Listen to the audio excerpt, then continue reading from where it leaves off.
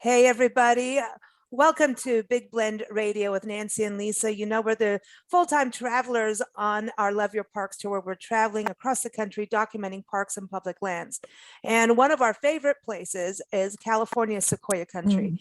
We're Yeah. talking about, well, it's Tulare County. And by the way, in January, we start a whole new show series focusing on Tulare County.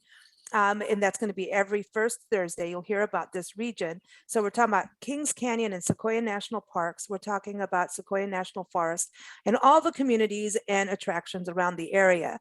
And last spring, Nancy and I were really lucky to go to Sequoia National Park, Kings Canyon, and also take a tour with Rebecca from the Sequoia Parks Conservancy, who took us on some, really like a naturalist tour. We looked at bird watching, we looked at what's going on with trees. And of course, as nationally and internationally, the sequoias have also been impacted with the wildfire.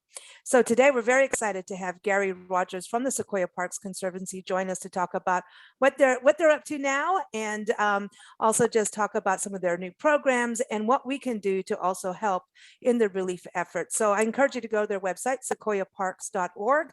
And when we're talking about the sequoias, it's always with our friends from the Sequoia Tourism Council. And this is the website you want to go to plan your trip. It's discoverthesequoias.com. So Gary, welcome back to the show. How are you? Hey, thank you. Nancy, Lisa, I'm doing really well. I'm glad to be back in the office up in the parks, and it's quite nice. Yeah, you guys were shut out there for a little while with the fire. I think the whole world was watching, and this isn't the first fire that has impacted the parks and forest, right? So this was kind of like a back-to-back thing for everyone to rally around. Yeah, we had last year's fire was quite big as well, and then this one right in our backyard, or our front yard for that matter. Came through the foothills, very close to our offices, went in and around the giant forest and a number of other groves as well. And it was a scary time, but we're glad that the fire is actually still burning in the backcountry. Not much, and it's just waiting for that big rain or snow, hopefully coming this weekend, to put it out. But it is away from all kind of building and other natural all of our natural features that everyone loves so much. I'm glad it's because it really we're scary. It's scary, and also because the sequoias, this giant sequoia trees, the world's largest living organism, right? It's by volume. These are so protected, and also this is really in the Sierra Nevada mountains is really the only place we can really see them in their natural habitat, right, in the world now. That's right. It's a limited range of where they grow in the world, and we have a large number of the groves that exist in our parks, and so we protect them, of course, very vigilantly. And it was amazing to see the work that all the firefighters did to help protect all the groves, especially the ones with that the visitors love so much, the General Sherman, giant forest area. And so it was a scary time, but the firefighters and everyone who came out to fight that fire did amazing work and really helped protect our trees. We saw them putting those kind of blankets around the base of the trees, Yeah. And it's amazing, because when you think how much work that is and what they had to really do to, and apparently those work. I mean, it's kind of amazing. They really went above and beyond to save all of our iconic trees in the giant forest, especially, and we're very grateful for that.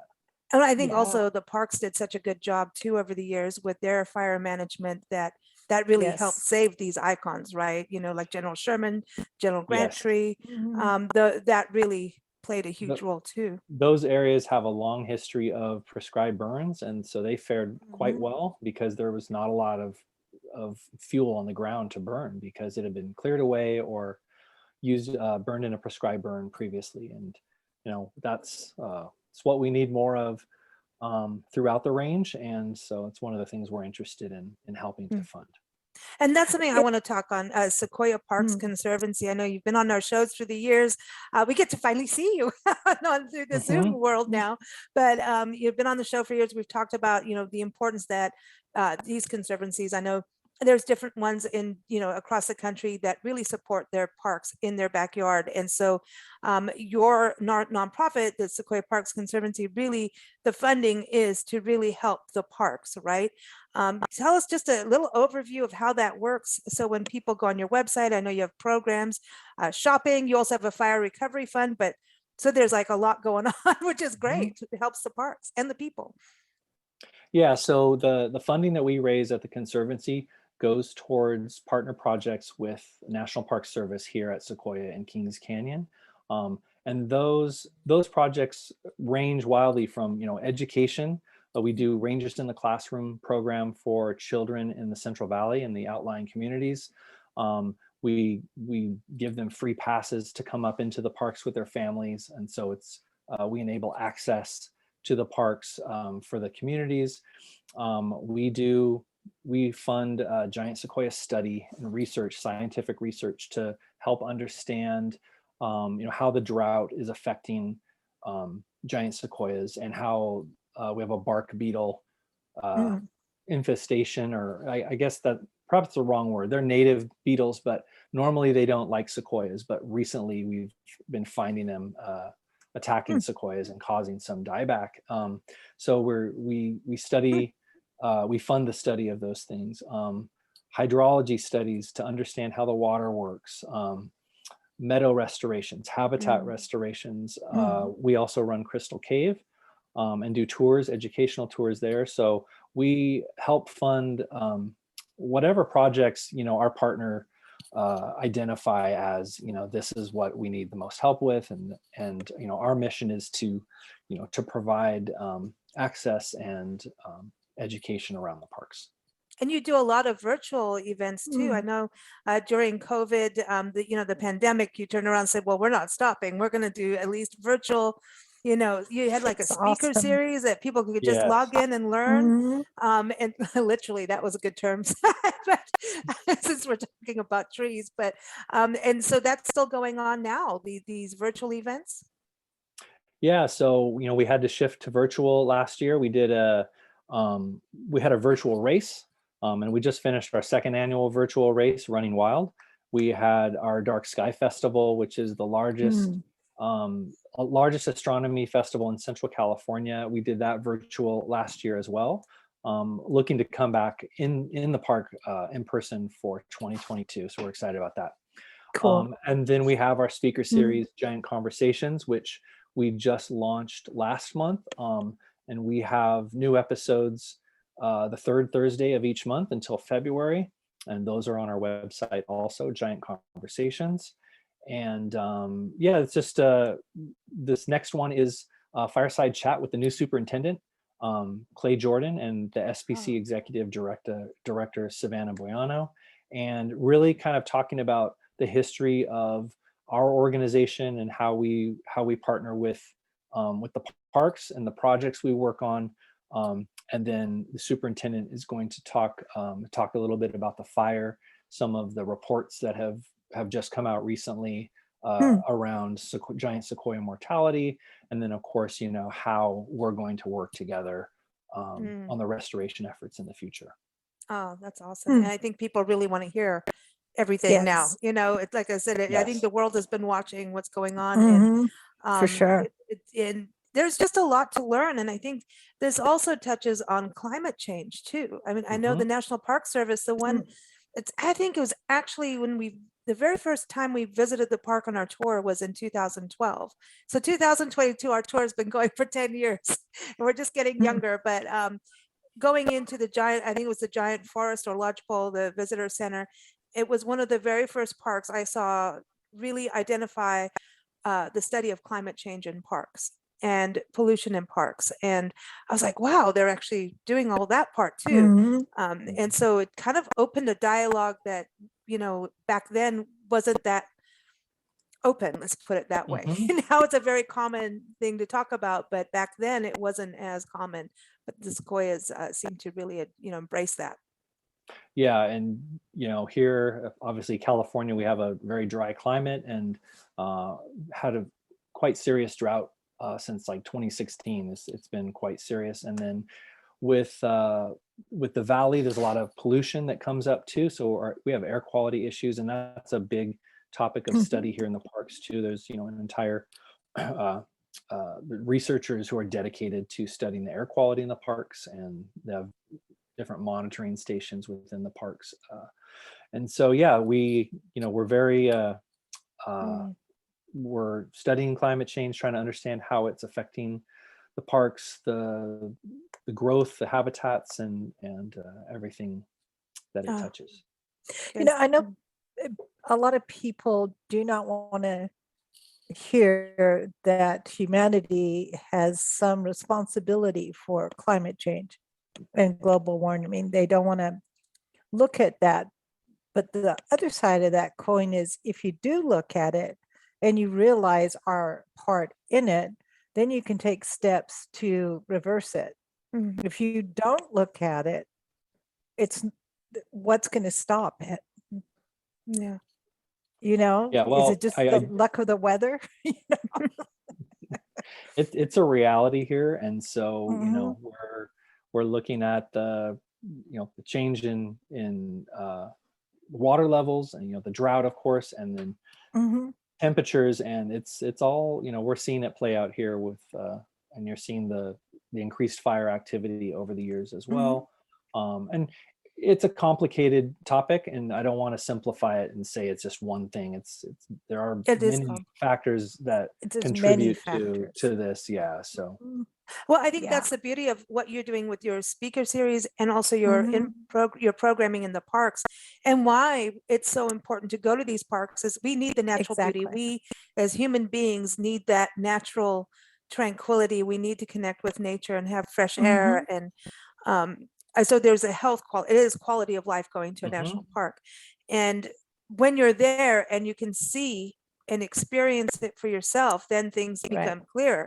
And the more you delve into it, like you said, it's very complex. And what you're doing with Mhm. your speaker series, you're bringing all the experts in, which is great. So people are hearing it Yes. firsthand.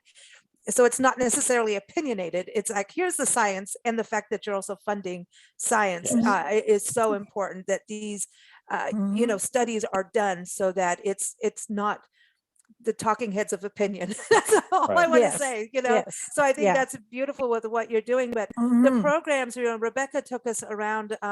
We had, it was kind of like a customized. I know you have specific ones, but you were doing programs for families, and you could go on your website, and it was for me really difficult in that I wanted to do everything. I Mhm. wanted to Right. do everything, Yeah. and time Yes. wasn't that. But what Mm. was amazing to me is you had something for a whole family could go up into the park and figure out what they could do and what your athletic ability is, and so there was something for Mhm. everyone in your programs. Delve into the history. I mean, when we were walking around, we just kind of walked. And I think Mhm. Rebecca was really cool in that this is a customized thing. What do you want to do? We're like, well, we want to take it slow because we're getting footage and things like that. But it was like, okay, let's go to the Clara Barton tree. And we were learning about fire ecology with that. We were learning about the history of Clara Barton. Mhm. We were learning, oh, look, this is, you can see that these worms went in here, and this is why you don't want to get rid of dead wood. So that we went Mhm. into, and then look, there's this woodpecker and this one's protected. So it, I mean, it was,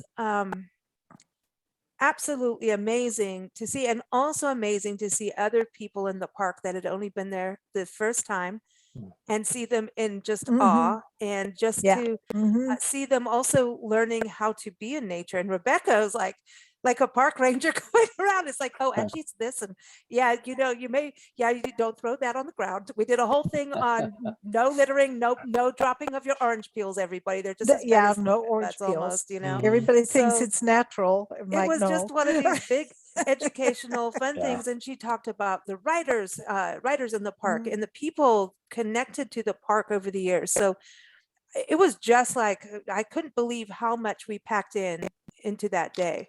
It was Mhm. incredible. And I didn't I'm want to go home. And you've done a great job explaining it and and promoting it. I'm glad you enjoyed yourself.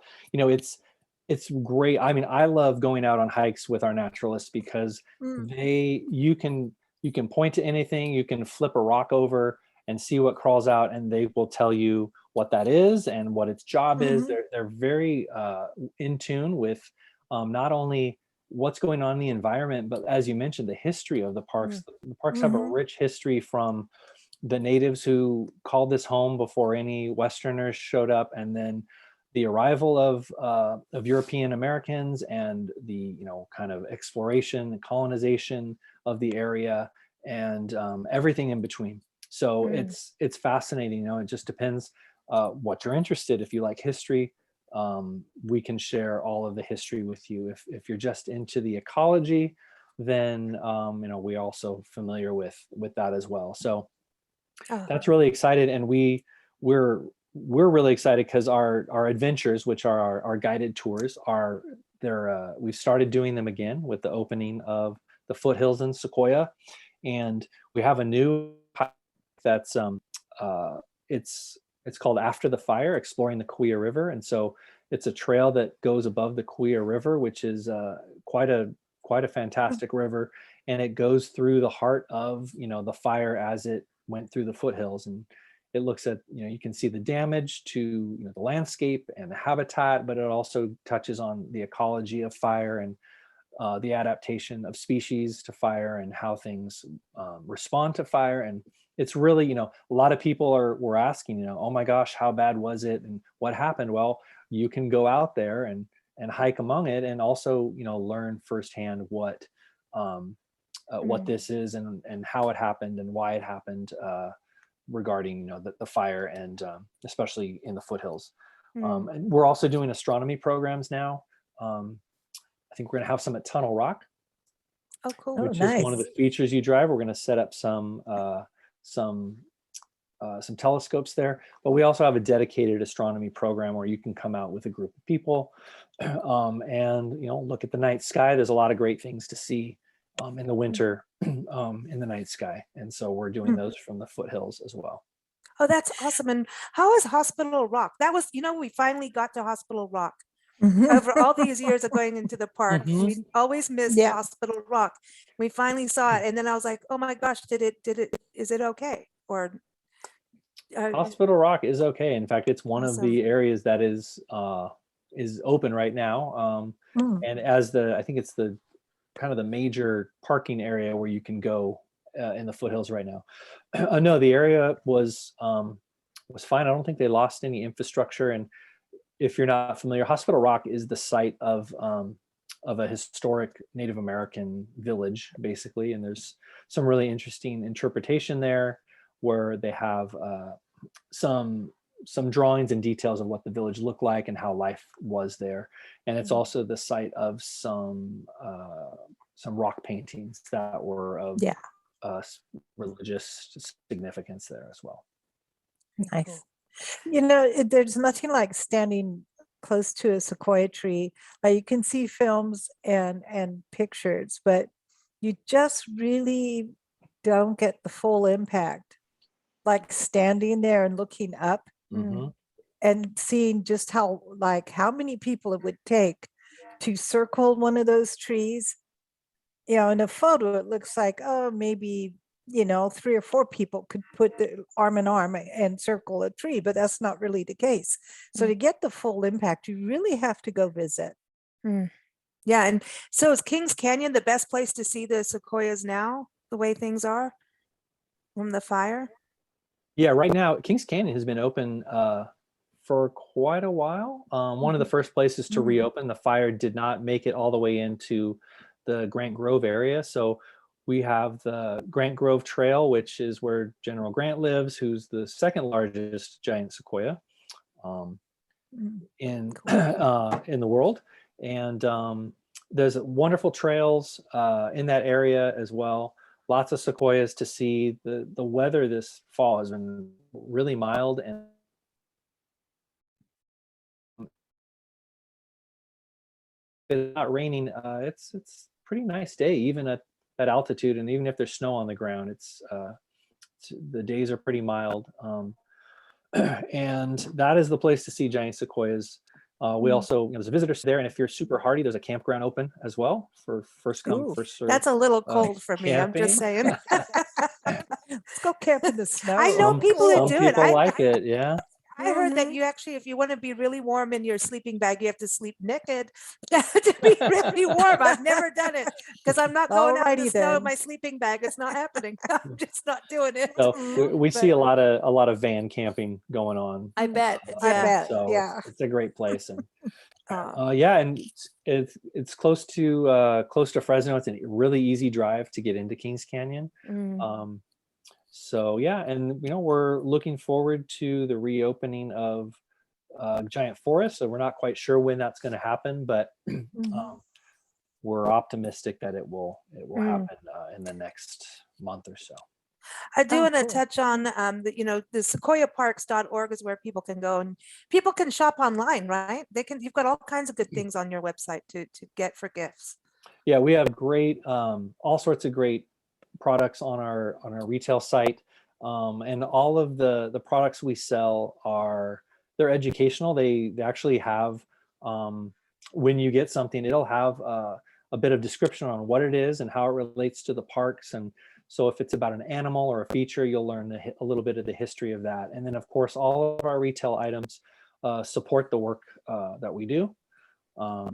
After we pay the bills, our money goes into park projects and supporting the different initiatives we have. Very cool. That's awesome. Very And then the cool. fire fund, is that something still going that people can donate to? I know you guys were so busy during the fire. There was no sleeping for you. I mean, it No. was like you got so many celebrities on board with, just so many people standing up to help donate, because I know this helps go to the restoration. I'm even thinking you probably have to have park signs remade, and just so much, like getting Lots down of to the things. Crystal Cave, I know is one of your things too, but is that something you're still Yeah, so need help with? actually the fire is still burning. It's 80% contained. It's Wow. burning in the backcountry areas of the park, though, that's not near any human infrastructure, and it's in rocky area, and only the rain and snow will put that out. Hopefully that'll happen this weekend. But yes, so we launched Cool. the KMP Complex Fire Recovery Fund, and we are still raising money for the future recovery efforts, and donations to that fund go to helping rebuild trails, protecting sequoia groves and meadows, safeguarding cultural and historic features, reestablishing access to Crystal Cave, and restoring wildlife habitat, and other projects that we work with our MPS partner to figure out what's a priority. So we've been very successful at raising money. We're trying to raise $1 million in total, and in the spring, I think, when we get to the thaw, we'll start working on those projects with our partner to That's awesome. Yeah. Get things going again. And Yeah. I know it's so hard to even, like a hurricane, there's, here's the fire, and like you're saying, it's still going. But even just to figure out how much has to be done in restoration is just so complex. I mean, it's like, okay, we need this. Oh, well, then look over here, we need that. Now we need this, so it is complex, and it takes a lot of time to actually figure out just how much you actually need, Yeah. So hats off to everyone, the firefighters, everybody, For sure. everyone at Sequoia Parks, Conservancy, the park staff. I mean, it's just so much. And the communities.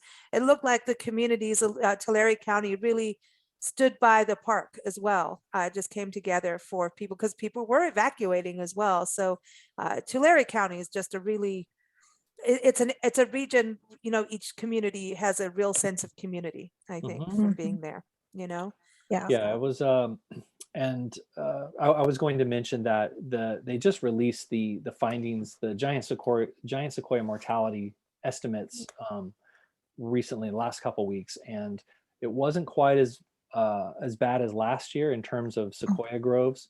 Good. But they estimated that we lost about 5% of sequoias over 4 feet in diameter, which is considered a mature sequoia. And so when you combine that with the estimates from last year, which are 10 to 14%, we've lost almost 20% of That's giant sad. sequoias in existence, right? In naturally Mhm. occurring in the world in the last 14 months of fire. So we're very we're very serious about raising money through the conservation fund to Yeah. help with the recovery efforts, and that's on our website too. It's /firefund, sequoiaparks.org/firefund, and we're going to continue raising money into 2022 and probably beyond.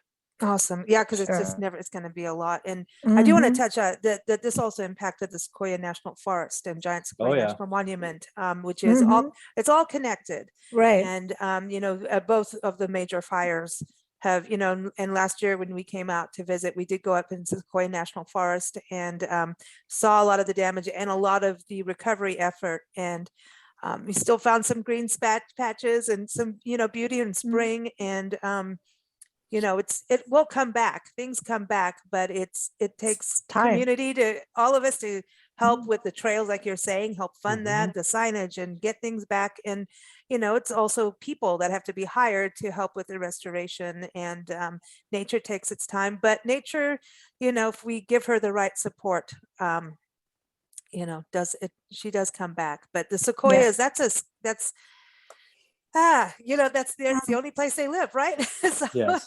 Yeah. that's the thing. This is a very Yep. special place. So I would really, really applaud what you are all doing at the Sequoia Parks Conservancy. Again, everyone, sequoiaparks.org is the website to go to and to check out all their events, go shopping, and support them as best you can. And also, if you're going to the area, to Sequoia Kings Canyon, Sequoia National Forest, Giant Sequoia National Monument, check out all the communities, Tulare County. So you go to discoverthesequoias.com. You'll see communities like Visalia, you've got Tulare itself, you've got Three Rivers right outside Sequoia National Park, Mhm. Exeter, Wood Lake, Lindsay, Porterville. I'm not leaving anyone out, am I? Am I getting there? There's There's a a lot of lot to see and communities out do. there. There's a Yes. lot Right, to yeah. see. And they rock. They've Mm. got good food. You're in the agricultural hub, so you Yes. got good food. I think, was it 300 something crops grown out there? Something, it's a It's lot. quite a bit. Yeah. A lot of Yeah. good food, a lot of breweries, a lot of the towns are cool, a lot of shopping, boutique shops. I mean, we're talking about small town America. Like, Mm. it's a vanishing thing. Gary, as we travel, when you get to a place where it has a downtown and it's actually a mom and pop shop and a It's restaurant that's walkable. mom and pop owned, Yeah. Mm. it is special. And It's so the other much thing is fun. you have all the public art, and you do have Mhm. parks in between as well, like Kaweah Mhm. Oaks, and it's just a beautiful area. So everyone, discoverthesequoias.com.